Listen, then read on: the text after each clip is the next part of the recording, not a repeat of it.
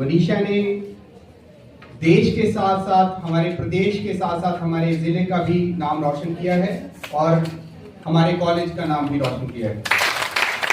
राम मंदिर या बाबरी का पक्ष नहीं मैं लाया हूँ, घायल भारत चीख रहा है, चीख सुनाने आया हूँ। घायल भारत चीख रहा है, चीख सुनाने आया हूँ।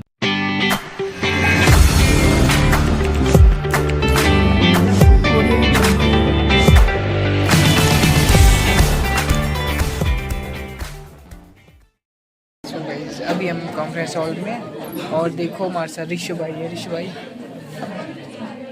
और अभी यहाँ पर कॉन्टेस्ट शुरू होगा, पता नहीं डेक्लेमेशन और डिबेट का है ना ऋषु भाई?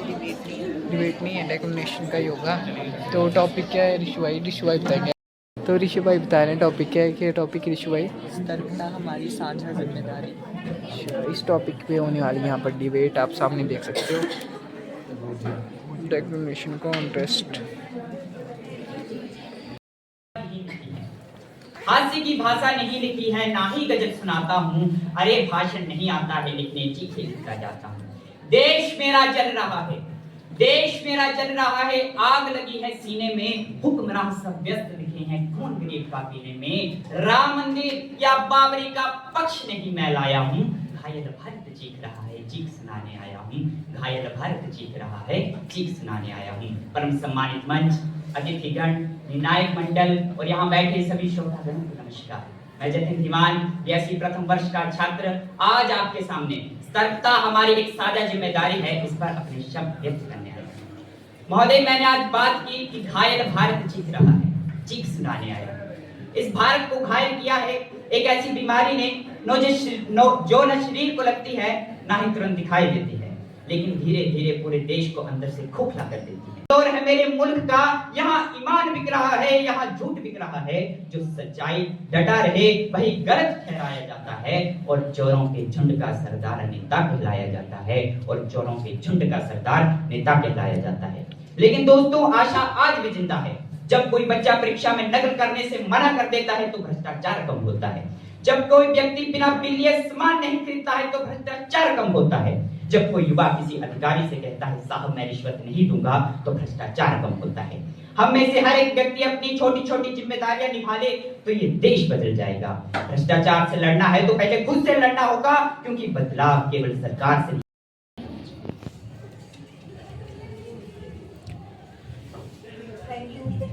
सबका बहुत बहुत धन्यवाद करती हूँ और हमारे प्रिंसिपल सर का भी बहुत बहुत धन्यवाद करती हूँ।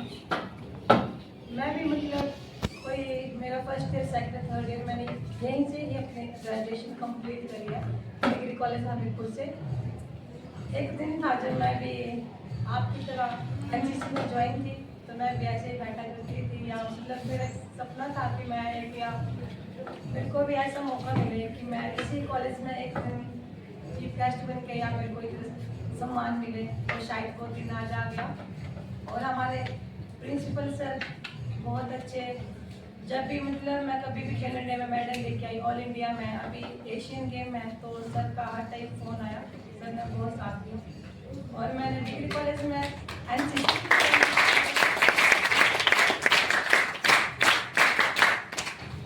और मैंने डिग्री कॉलेज हमीरपुर में एनसीसी भी की है। मेरे पास ये सर्टिफिकेट, और मैंने अपने कॉलेज से पैरा कमांडो का कैंप भी लगा रखा है डिग्री कॉलेज हमीरपुर से।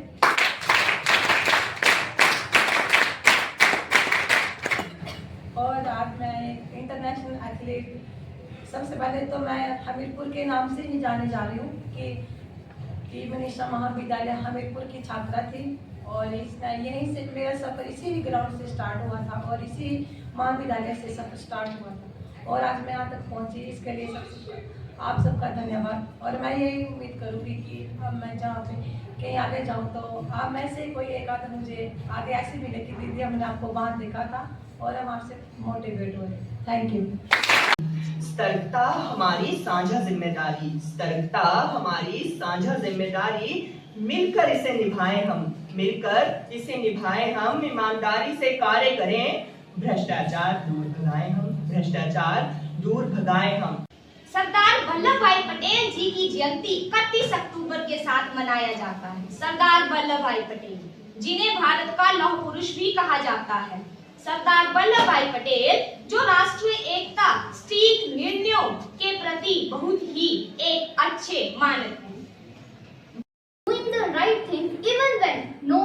बहुत थैंक यू।